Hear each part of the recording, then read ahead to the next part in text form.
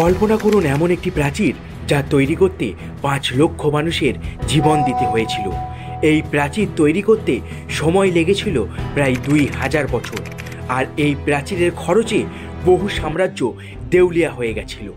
নদী, পুকুর, পাহাড় পেরিয়ে সমুদ্র পর্যন্ত বিস্তৃত এই প্রাচীর সবচেয়ে বড় মানুষের তৈরি প্রাচীরই নয়, পৃথিবীর 7ম আশ্চর্যের অন্যতম এক অপূর্ব স্থাপত্য নিদর্শন। আর এটা হলো চীনের মহাপ্রাচীর, the great wall of China. 21,196 kilometer অবধি বিস্তৃত এই প্রাচীর যেমন জনপ্রিয়, তেমনি এর ইতিহাস রহস্যে ভরা। এখন প্রশ্ন হলো, কেন তৈরি করা হলো এই বিশাল প্রাচীর? কে বা কারা গড়েছিল এটা? আর এত বড় প্রাচীর বানাতে কি ইতিহাস ছিল, কি বা ছিল তার রহস্য? ইতিহাস বলছে, আজ থেকে প্রায় 2300 বছর আগে চীনের বিভিন্ন রাজ্য যখন একে অপরের সঙ্গে যুদ্ধ করছিল, তখন থেকেই ছোট ছোট প্রাচীর বানানোর চল শুরু হয়। কিন্তু সব বদলে যায় যখন ক্ষমতায় আসেন কিংবদ্য সম্রাট কিং শি হুয়াং। তিনি চীনের প্রথম সম্রাট, যিনি সব রাজ্য একত্র করেন এবং ঘোষণা দেন একটি প্রাচীর হবে যেটি চীনকে রক্ষা করবে বাইরের আক্রমণ থেকে। প্রাচীর তৈরি কাজ শুরু হয় খ্রিস্টপূর্ব 2021 সালে। এই প্রাচীর বানানো হয় পাহাড়, মরুভূমি, নদী পার হয়ে, সব কিছুকে জয় করে। কিন্তু এই প্রাচীর তৈরি করা সহজ ছিল না। প্রতিদিন হাজার হাজার শ্রমিক, সৈন্য এবং বন্দি কাজ করতেন চরম ঠান্ডা, গরম এবং অনাহারে।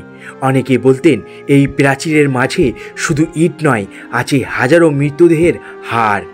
একটা কিংবদন্তি আছে যেখানে এক নারী, মেং জিয়াংতু, তার স্বামীর মৃত্যুর খবরে কাঁদতে কাঁদতে প্রাচীরের এক অংশ ধ্বংস করে ফেলেছিলেন।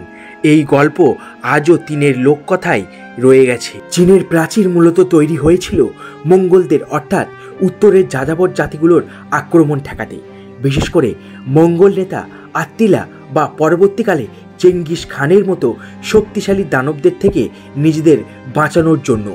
এই প্রাচীর যেন এক প্রতিরোধের প্রতীক, যা হাজার বছরের যুদ্ধের গল্প নিজের গায়ে বয়ে নিয়ে বেড়াচ্ছে। চীনের প্রাচীরের দৈর্ঘ্য প্রায় 21,000 কিলোমিটার। প্রথম দিকে প্রাচীর তৈরি হতো সম্পূর্ণ কাঁচা মাটি দিয়ে। মাটিকে পায়ের চাপ দিয়ে ঠাস করে শক্ত করা হতো, যাকে বলে জার্মাট আর্ট টেকনিক।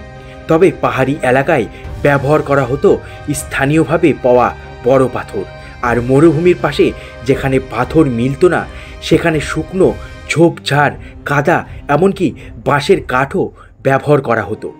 ইট তৈরির জন্য স্থানীয় খনিজ ও মাটি ব্যবহার করে বিশাল ভাটায় ইট পোড়ানো হতো।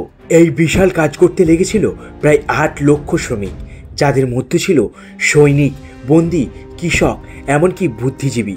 অনেকেই বলতেন চীনের প্রাচীরের প্রতিটি ইটের মাঝে লুকিয়ে আছে একজন শ্রমিকের কান্না। অনেক অংশে প্রাচীরের নিচে আজও পাওয়া যায় অজানা কঙ্কাল, যাদের নাম কেউ জানে না।